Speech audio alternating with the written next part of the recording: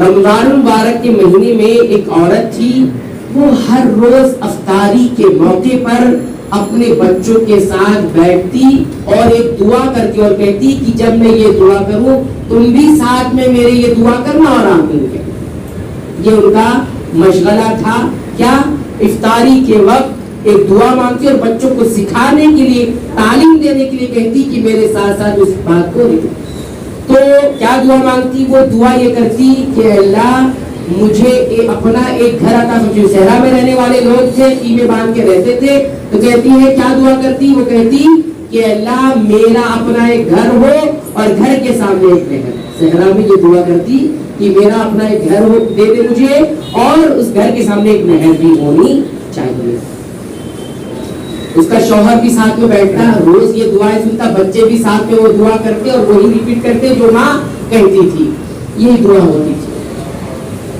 تو شوہر کہتا ہے کہ تم دعا کرتی ہو، اپنا گھر تو سمجھ میں آتا ہے کہ آدمی دعا کرے کہ میرا اپنا گھر ہونا چاہیے، خود کا گھر ہونا چاہیے، لیکن میرے گھر کے سامنے نہر ہونا چاہیے، اس کا مطلب سمجھ میں نہیں آتا مجھے۔ تو کہتی ہے کہ اس سے تمہیں کیا غرض ہے؟ اللہ نے مانگنے کے لیے کہا ہے، ہمیں مانگنے تو لیے مکلف کیا ہے، ہم مانگیں گے اللہ دینے والا دے گا۔ یہ میرا اور اللہ کا معاملہ ہے، مجھے کون سا گھر چاہیے، کیسا گھر چاہیے، ہم تم سے تو نہیں مانگ رہے، ہم اللہ سے مانگ۔ ٹھیک ہے، کہتے ہیں ٹھیک ہے دیکھ لیں گے جب دعا مقبول ہوگی تو۔ کہتے ہیں رمضان المبارک کا مہینہ اسی دعا مانگنے میں گزر گیا۔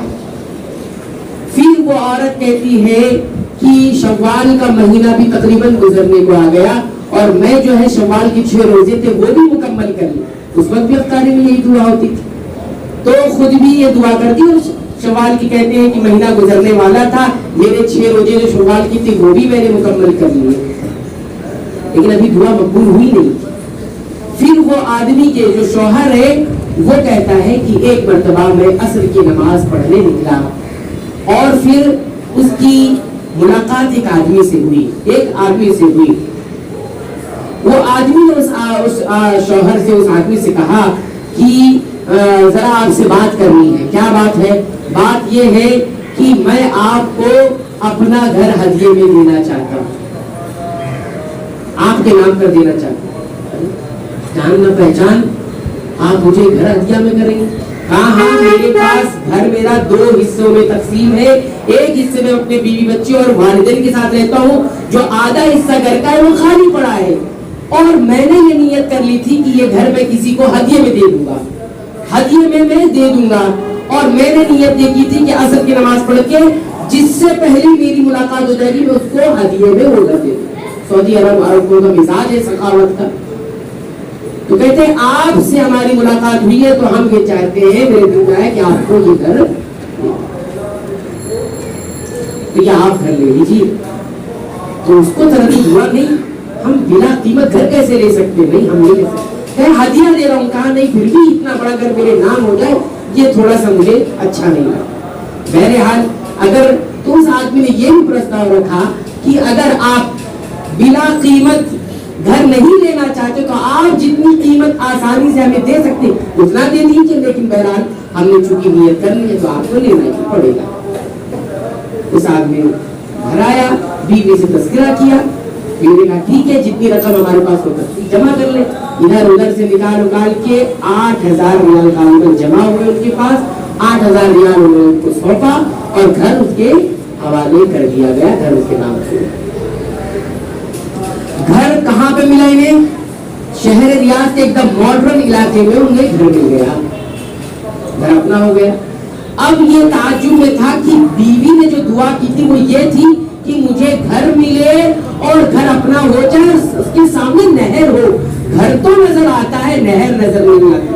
اب جو میں آپ کو بتانا چاہتا ہوں اس واقعے سے وہ آپ غور کریں کہ ہماری تربیت، ہم اپنی تربیت اور اپنے بچوں کی تربیت کیسے کریں وہ دیکھیے۔ یہ تربیت صرف دنیاوی نہیں ہونی چاہیے، یہ ایمانی تربیت ہونی چاہیے، وہ غور کریں۔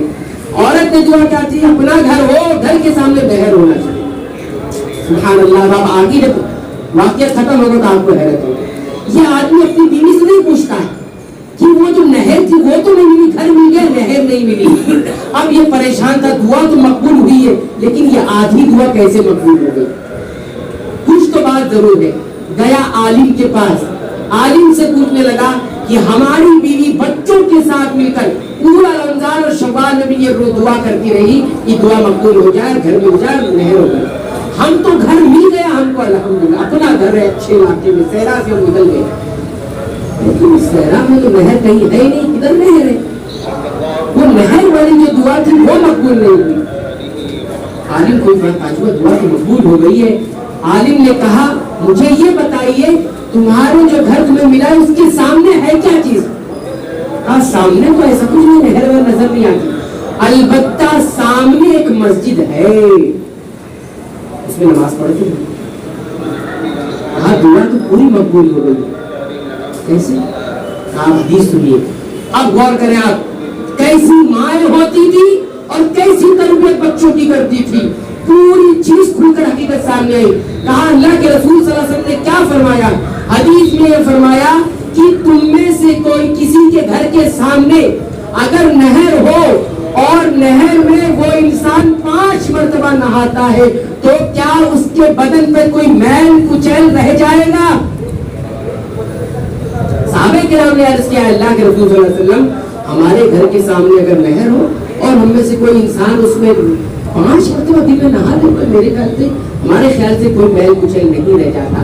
فرمایا یہی مثال 5 وقتہ نمازوں کی ہے. جو آدمی نماز ادا کرتا ہے 5 وقت میں وہ ہر طرح کی چیزوں سے پاک صاف ہو جاتا ہے, چاہے وہ دل کی گندگیاں ہو اور چاہے وہ کسی اور قسم کی عقیدی گندگیاں ہو, سب صاف ہو جاتا ہے. تمہاری بیوی نے جو دعا کی تھی, ایک دعا تو وہ دنیاوی اعتبار سے اپنا کرو اور ایک دعا اس نے ایمانی اور روحانی اعتبار سے کی تھی. اس کی دعا میں مسجد شامل تھی تاکہ تمہارے بچے اور تم نماز 5 وقتہ جا کر وہاں ادا کرو اور تم اسی طرح پاس کرو.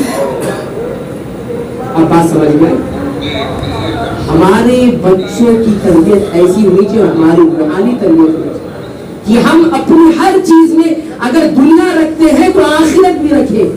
کوئی سوچ سکتا تھا اس نہر سے مراد یہ ہوگا؟ کتنی اچھی تربیت اس عورت کی ہے اور اس نے اپنے بچوں کی تربیت کر رکھی. اب یہ بات کھل کر بچوں کے سامنے بھی آ گئی, یہ بات کھل کر شوہر کے سامنے بھی آ گئی. کس کا دماغ, کس کی پہنچ وہاں تک نہیں پہنچ سکتی کہ ایسی بھی دعا ہو سکتی ہے. میرے بھائیوں, میری بہنوں, میری ماں, آپ سوچے ذرا, کیا ہم اس طرح کی دعائیں کرتے ہیں؟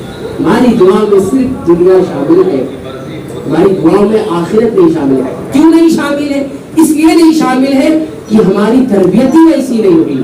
ہم نے کبھی آخرت کو اپنی پرائرٹی میں, اپنی ترجیحات میں رکھا ہی نہیں ہے. ہماری ساری ترجیحات, ہماری ساری پرائرٹیز جو ہے وہ دنیا ہی دنیا ہے. سبحان اللہ, یہ ہوتی ہے ایمانی تربیت. دنیا بھی ملی اور آخرت بھی مل گئی. کتنے لوگ ہیں ایسی جگہ جہاں کے گھر لیں گے جہاں دور دور تک کسی دین کا واسطہ نہیں ہو. دین تو بہت چھوٹا ہے, یہ سب ترتیبات, روسی خیالات, ماڈرن دور ہے, یہ نماز, یہ روزے, یہ سب کیا ہے, سب چھوٹا بناتے انسان کو. کہاں ترقی لے جاتے, کون کس عالم نے ترقی کی ہے, کس مولوی نے ترقی کی ہے, کس متقی انسان نے ترقی کی. جو جہاں ہے وہی ہے. مولوی کو دیکھو تو جہاں ہے وہی پڑا ہوا ہے, متقی آدمی جہاں ہے وہی پڑا ہوا. ترقی نہیں ہوئی ہے, اپنا گھر میں بھی تو بول سکا ہے. ترقی کا نام ہی یہی ہے, ترقی کا نام یہی ہے. آدمی اخلاق سے گر جائے, عقیدے سے گر جائے, دین سے گر جائے, غیرت سے گر جائے, مروت سے گر جائے, یہ کچھ نہیں. ترقی یہی ہے. انسان جتنا زیادہ تباہی کر لے وہی زیادہ سب سے زیادہ ترقی یافتہ ہے, سب سے زیادہ ماڈرن ہے. ہاں, آج کے دور میں کسی کا موبائل نہیں تو ماڈرن نہیں ہے. آج کے دور میں کسی گھر میں LCD LED اور بڑی سی اسکرین نہیں لگی ہو تو ماڈرن نہیں ہے. ترجیحات بدل گئی, مزاج بدل گئے, سب کچھ بدل گیا. اس طرح سے ہمارا خسارہ نقصان ہوا ہے. تو یہ واقعہ بتانے کا مقصد یہ ہے کہ ہم اپنے آپ کی اور اپنی بچوں کی تربیت اس انداز میں کریں. ہر عمل میں ہمارے آخرت چھپی ہوئی ہونی چاہیے. جب وہ کھل کر سامنے آئے تو ایک بے تربیت اس انداز کی ہو جائے کہ وہ چیز رچ اور بس جائے, نکلے نہیں کبھی.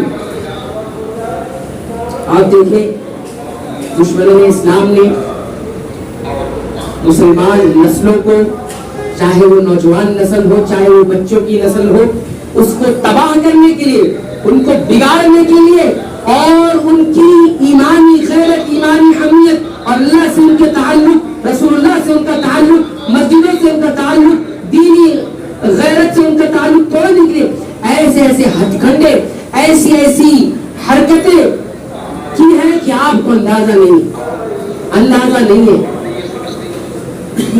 اور چند سال گزرے گا، میری یہ بات نوٹ کر لیجئے، لکھ لیجئے، چھوٹی منہ ہے بڑا بات ہے، بڑی بات ہے، چھوٹا منہ ہے بڑی بات ہے، لیکن نوٹ کر لیجئے اس چھوٹے سے طالب علم کی بات۔ بس چند سال کے بعد آپ دیکھیں گے اپنے بچوں کو ایسے تباہی کے دہانے پہ کھڑے ہوں گے، ایسے تباہی کے دہانے پہ کھڑے ہوں گے، آپ تصور نہیں کر سکتے، آپ تصور نہیں کر سکتے۔ یہ دیکھ لیجئے گا جس انداز میں سازشیں رچی جا رہی ہیں۔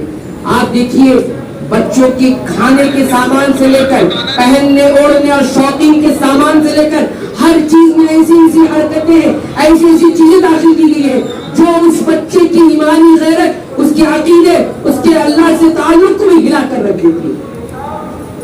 میں بڑے اشاروں میں بات کر رہا ہوں، کھل کر بات کسی وقت کی جا سکتی ہے، لیکن میں اشاروں میں بات کر رہا ہوں۔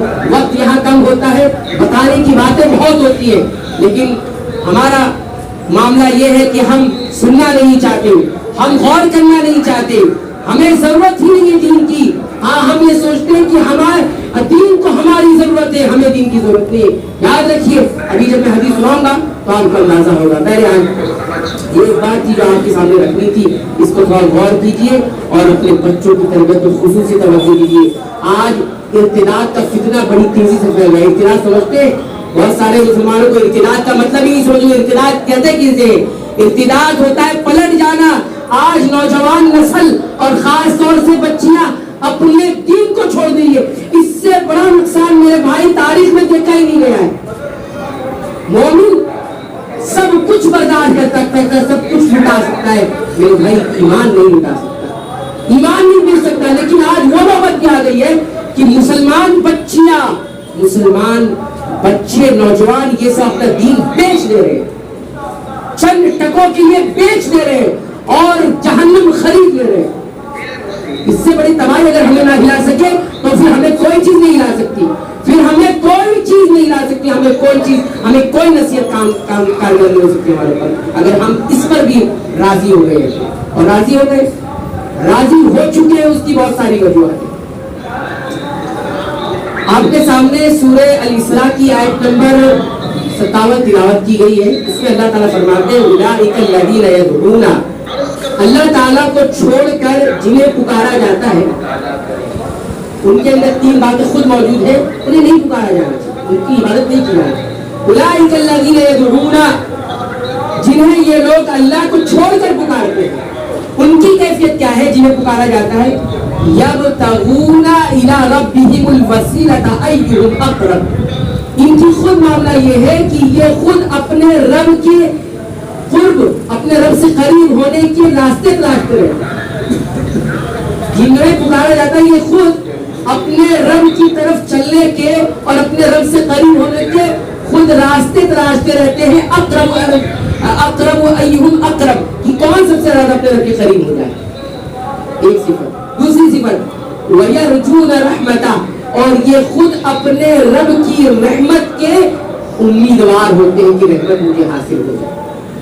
تیسری صفت وَيَخَافُونَ عَذَابَهُ، اور یہ اپنے رب کے عذاب سے خوف کھاتے ہیں۔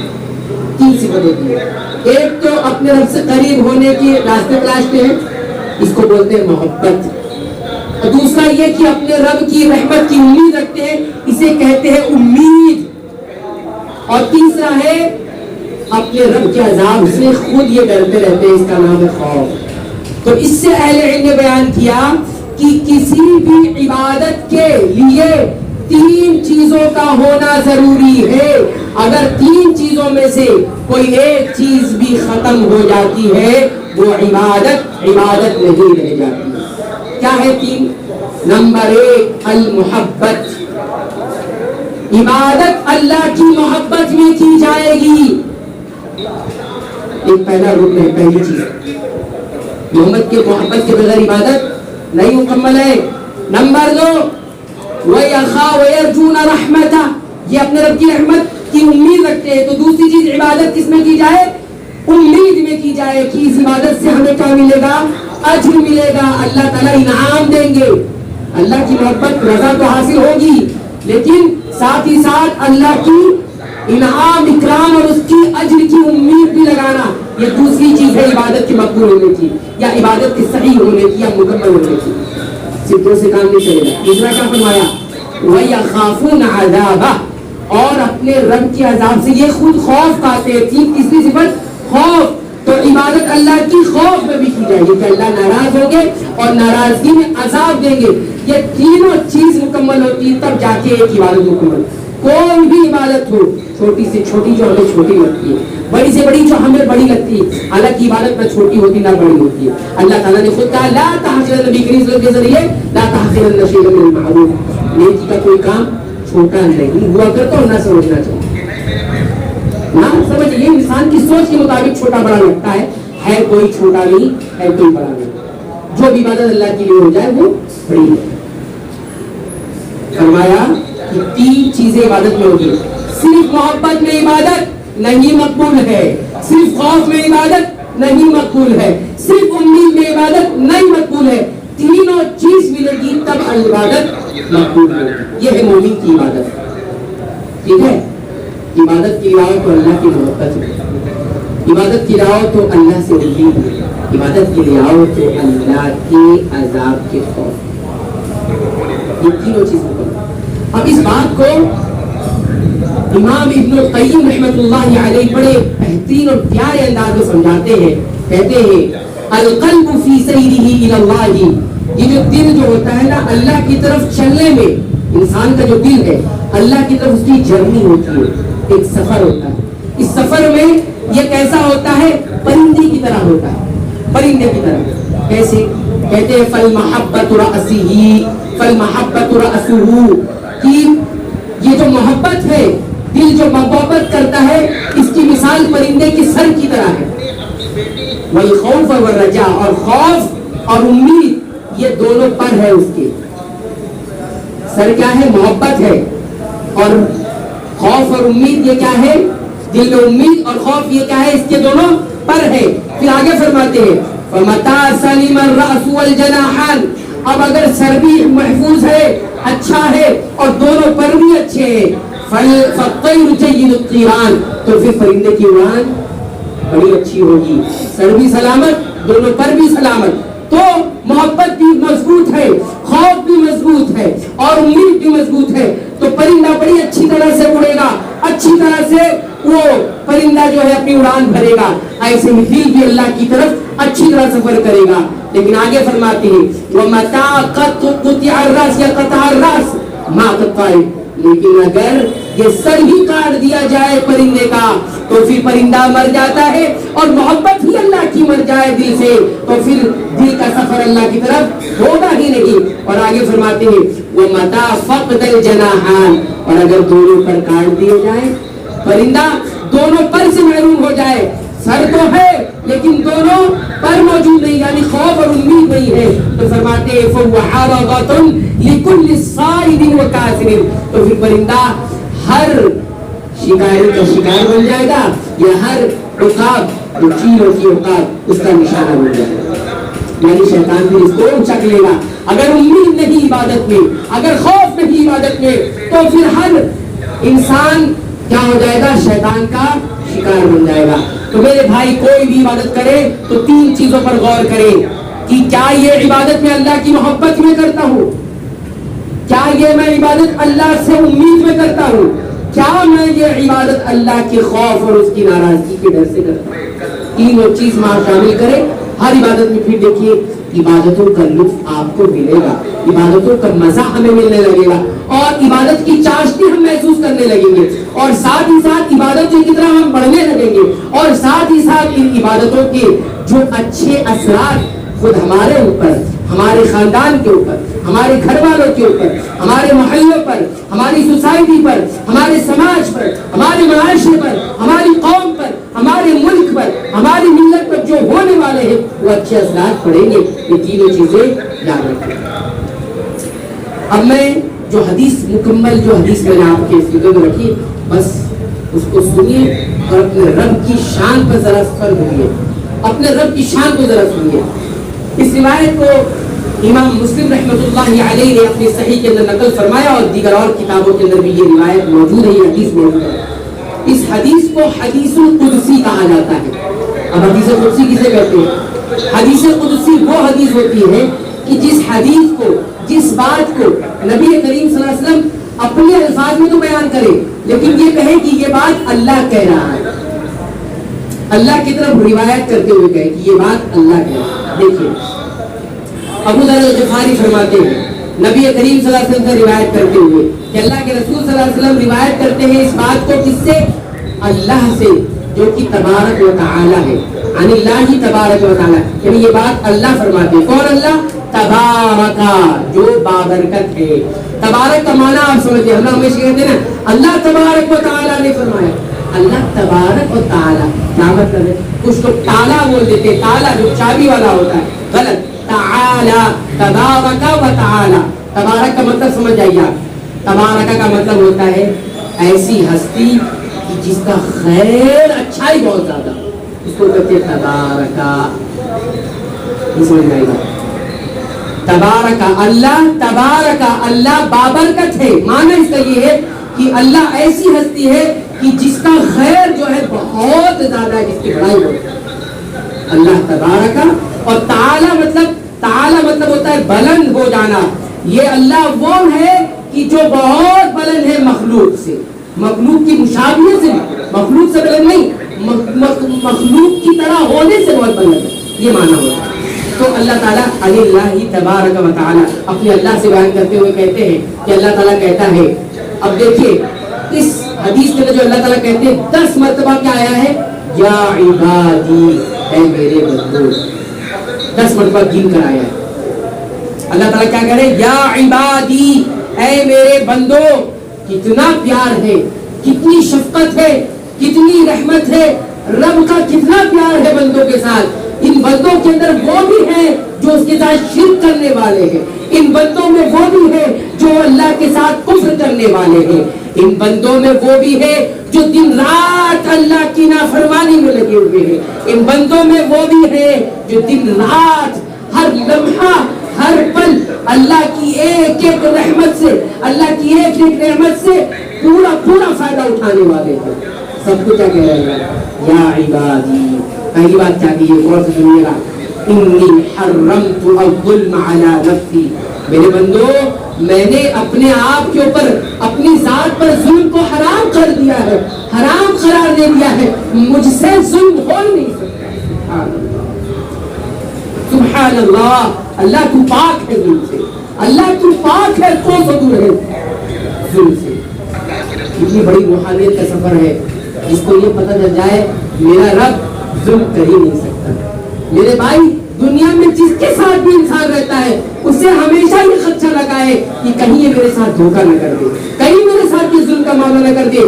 بڑے سے بڑا انسان, چھوٹے سے چھوٹا انسان, ہر کسی کو یہ خدشہ لگا ہوا ہے. اور نوبت تو یہاں تک ہے اس جدید دور کی تباہی کہ باپ بیٹا بیٹا باپ سے بھی اس بات سے ڈر لگا ہوا ہے کب یہ میرا نقصان کرے, کب یہ میرے ساتھ ضرور کرے. ماں بیٹی ماں سے کب یہ میری عزت پہ داؤ ڈال دے, کب یہ میری عزت کا جنازہ نکال دے, کچھ پتا نہیں. ایسے وقت میں اللہ کہہ رہے انی حرمت الظلم علی نفسی, میرے بندو. سبحان اللہ, رونگٹے کھڑے ہو جائیں, رونگٹے کھڑے ہو جائیں. اس حدیث کو سعید الخولانی, ادریس الخولانی جب بھی بیان کرتے گھٹنوں کی بل گئی. اس حدیث کو جب بھی بیان کرتے گھٹنوں کی بل گئی. سچ مرتبہ اللہ کے بندے آئی بات ہے,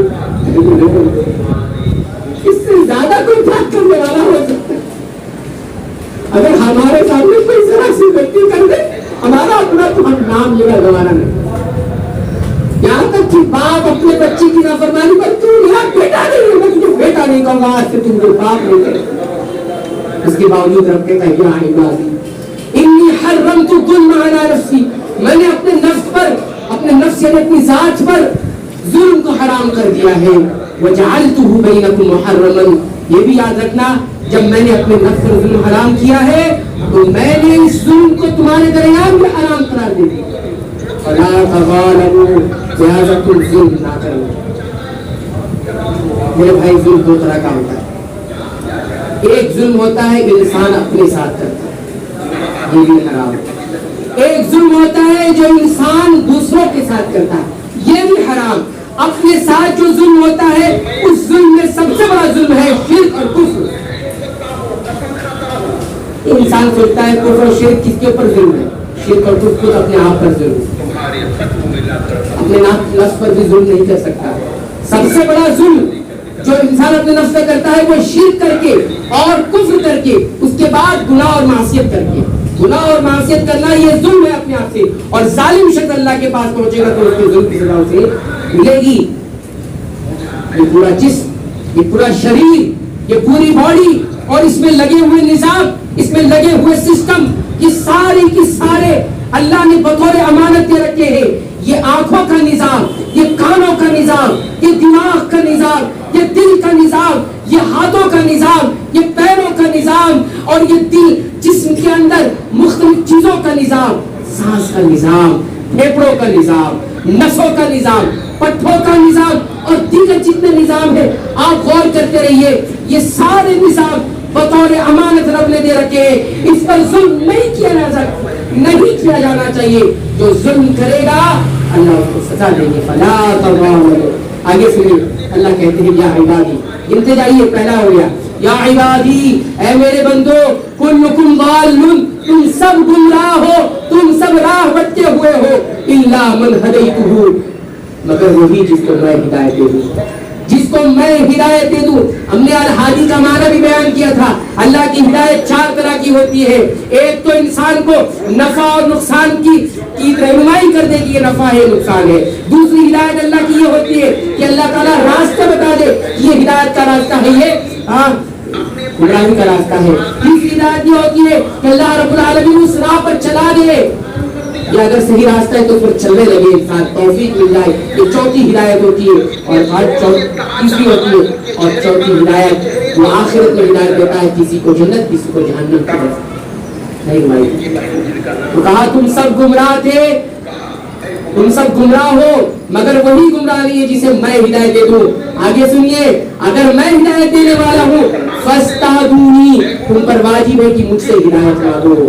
فاستہدونی، کس سے ہدایت مانگنا ہے میرے بھائی؟ اللہ سے. آگے کچھ ہدایت دوں گا. دوسری مرتبہ ہو گیا یا عبادی، اے میرے بندو، کلکم جائع، تم سب بھوکے ہو، تم سب بھوکے ہو، تم سب محتاج ہو کھانے کے. الا من اطعمتہ، بھوکا وہی نہیں ہے جس کو میں کھلا دوں، جس کو میں کھلاؤں، میں کھلا سکتا ہوں. اچھا پھر کہا فاستطعمونی، مجھ سے کھانا مانگو. ارے مجھ سے کھانا مانگو. کون ہے بدبخت انسان جو کہے کہ اللہ سے مانگنے کے فلاں کی طرف جانا پڑتا ہے؟ بدبخت ہے کائنات کا سب سے بڑا بدبخت انسان جو یہ کہے کہ اللہ سے مانگنے کے لیے دوسرے کی طرف جانا پڑتا ہے، کسی کی طرف جانا نہیں پڑتا. میرے بھائی سب سے بڑا ظلم ہے کہ اللہ سے مانگنے کے لیے مخلوق کے پاس جانا پڑتا ہے. ہم توحید بیان کرتے ہیں، اسی توحید کے لیے رسول اکرم صلی اللہ علیہ وسلم نے مار کھائی تھی، اسی توحید کے لیے اللہ کے رسول پر پتھر برسائے گئے تھے، اور اسی توحید کو ہم چھوڑ کر دوسروں کی طرف پر جائیں، یہ ہو نہیں سکتا. فاستطعمونی، مجھ سے کھانا مانگو، اطعمکم، میں کھانا دوں گا. میرے بتائیے، میرے بھائیوں بتائیے کتنے لوگ کھانے کے ٹائم پہ کھانے سے مانگتے ہو؟ اللہ سے مانگو.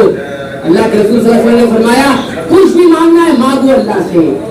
ارے جوتے کا تسمہ بھی ٹوٹ جائے نا، اللہ سے مانگنا ہے. ہمارے اسلاف نے عمل کیا، کھانے ٹوٹ رہے تھے، نمک کم پڑ گیا تو اللہ نمک دے دے. کون مانگتا ہے ایسا؟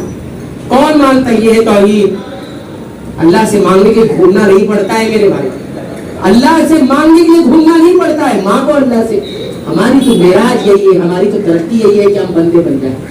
جو بندہ بنتا ہے اسے اللہ اوپر کرتا ہے. صحابہ کرام بندے بن گئے تھے، اسی وجہ سے پوری دنیا ان کے ہاتھوں میں تھی. پھر فرمایا یا عبادی کلکم عار، میرے بندو، یہ چوتھی مرتبہ ہے. میرے بندو، اے میرے بندو، کلکم عار، تم سب ننگے تھے، تم سب ننگے ہو، الا من کسوتہ، مگر وہی جس کو میں کپڑا پہنا دوں. فاستکسونی، لہذا مجھ سے کپڑے مانگو، لباس مانگو. اپنی صدر پوشی مانگو. اکسکم اکسکم, میں تمہیں کپڑے پہناؤں گا, کپڑے بھی اسی سے مانگے. یا عبادی ہے میرے بندو, انکم تخطئون باللیل والنہار, تم دن رات گناہ کرتے ہو, باللیل دن رات میں بھی, والنہار رات دن میں بھی, ہر وقت تم گناہ کرتے ہو. وانا اغفر الذنوب جميعا, اور میری شان یہ ہے کہ میں تمام گناہوں کو بخشتا رہتا ہوں. فاستغفرونی, اس سے مانگو گے معافی ہے. فاستغفرونی, مجھ سے معافی مانگ لو. گنہگار ہو گئے ہو نا, معصیت میں بہت آگے چلے گئے ہو نا, کوئی بات نہیں, لوٹاؤ لوٹاؤ, معاف کرنے والا میں ہوں, کسی سے نہیں معافی, مجھ سے معافی مانگو. اغفر لکم, سب معاف کر دو. یا عبادی, اے میرے بندو, انکم لن تبلغوا, میرے رب کی شان دیکھیے, لن تبلغوا ضرری, زبان رسالت سے الفاظ نکلتے ہیں کہ تم میرے نقصان کو نہیں پہنچ سکتے. فتضرونی, کہ مجھے نقصان پہنچا سکو. ولن تبلغوا نفعی, اور تم میرے کو نفع پہنچا نہیں سکتے کہ مجھے نفع پہنچاؤ. سب مل کے چاہو اللہ کو نفع دے دے, کوئی نفع نہیں پہنچا سکتے. سب مل کر چاہے پوری کائنات مل جائے اور میرے رب کو نقصان پہنچانا چاہے, ذرہ برابر بھی نقصان نہیں پہنچا سکتے. اب آگے سنیے جو میں کہنا چاہتا ہوں. یا عبادی, اللہ یہاں پر ساتھی مرتبہ کہہ رہے ہیں میرے بندو, لو ان اولکم وآخرکم, تم نے کا پہلا انسان, تم نے کا پہلا, وآخرکم وآخرکم, اور تم نے کا سب سے آخری, وانسکم وجنکم, چاہے وہ انسان ہو چاہے وہ جنات ہو, سب کے سب, کانوا علی اتقى قلب رجل واحد منکم, تم میں سے کسی انسان کے سب سے اچھے دل کی طرح ہو جائے. تو تم میں سب سے اچھا متقی انسان جو ہے نا دل کے اعتبار سے, اس کی طرح سب بن جائے, جنات بھی انسان بھی, پہلا ہو چاہے آخر, سب بن جائے. ما زاد فی ملکی شیئا, اس سے میری بادشاہت میں اتنی بھی زیادتی نہیں ہوگی, میری بادشاہت بڑھ جائے گی. اس سے معلوم ہوا کہ کسی بھی شخصیت کی کتنا بڑا ہو جائے, انبیاء ہو, رسول ہو, غوث ہو, ابدال ہو, کوئی بھی ہو, کسی کی بھی تقوی و طہارت اللہ کی شان میں کوئی بڑھوتری نہیں کرتی. اس لیے مانگنا صرف اللہ سے پڑے گا, کوئی کتنا اچھا انسان بھی ہو جائے.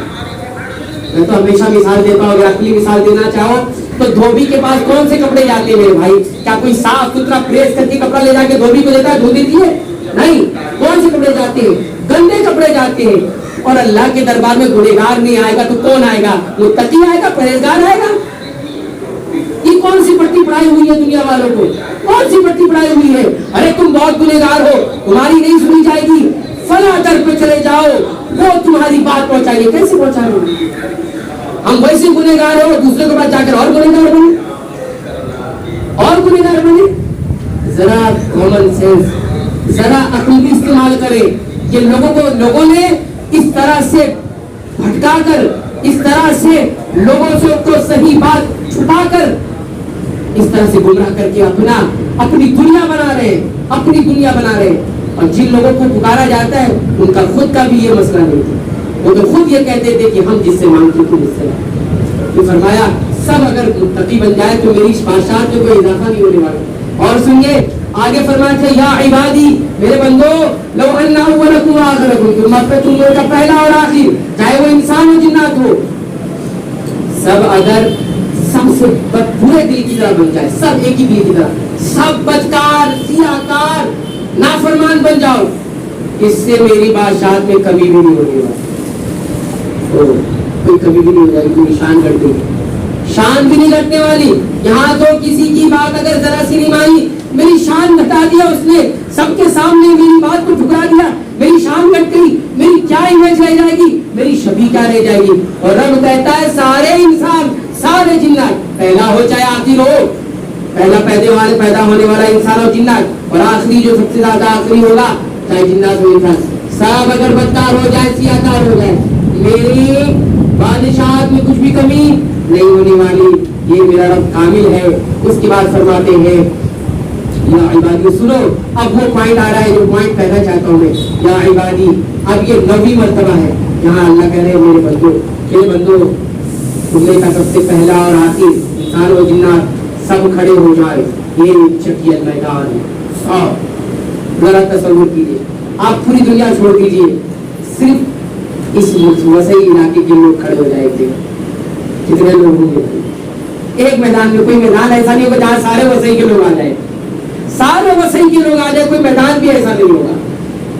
الٹے سب کھڑے ہو جائیں اور سب لوگ مانگنا شروع کریں، کیا کیا مانگے گا تو وہ جانتے ہیں، سب لوگ مانگے اور میں ہر انسان کی مانگی ہوئی چیز دوں گا، ما نقص ذلک مما عندی، اور یہ مانگنا سب کا ایک ساتھ مل کر میرے پاس جو کچھ بھی ہے کچھ بھی کم نہیں ہوگا، الا کما ينقص المخيط اذا ادخل البحر، مگر اتنا ہی جتنا سوئی جو ہے سمندر میں ڈال کے نکالیں۔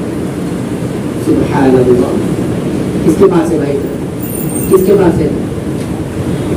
اس کے بعد فرمایا یا عبادی، میرے بندو، جو تمہارے اعمال ہے جو میں گن گن کر محفوظ کر کر کے رکھتا رہتا ہوں، تمہیں اس کا پورا پورا بدلہ دوں گا، لہذا جو اپنے نام اعمال میں اچھائی پاتا ہے اللہ کا شکر ادا کرے، اللہ کی حمد بیان کرے، اور اگر برائی پاتا ہے کہ میں برا کر رہا ہوں اپنے اعمال کو تو کسی اپنے آپ کو ملامت کرے، میرا کوئی دوش نہیں ہوگا، کل جب برائی لے کر آئے گا تو تم خود اس کے ذمہ دار ہوں گے۔ اللہ تعالیٰ ہمیں اچھی سوچ کی سمجھ دے، اللہ ہمارا حامی اور ناصر ہو، اللہ ہمیں نیک اعمال کی توفیق دے، اللہ تعالیٰ ہمیں اچھے اعمال کی توفیق دے، اللہ تعالیٰ ہمیں بخش دے، ہمارے والدین کو بخش دے اور تمام اہل اسلام کو بخش دے، آمین۔ وآخر دعوانا ان الحمد للہ رب العالمین۔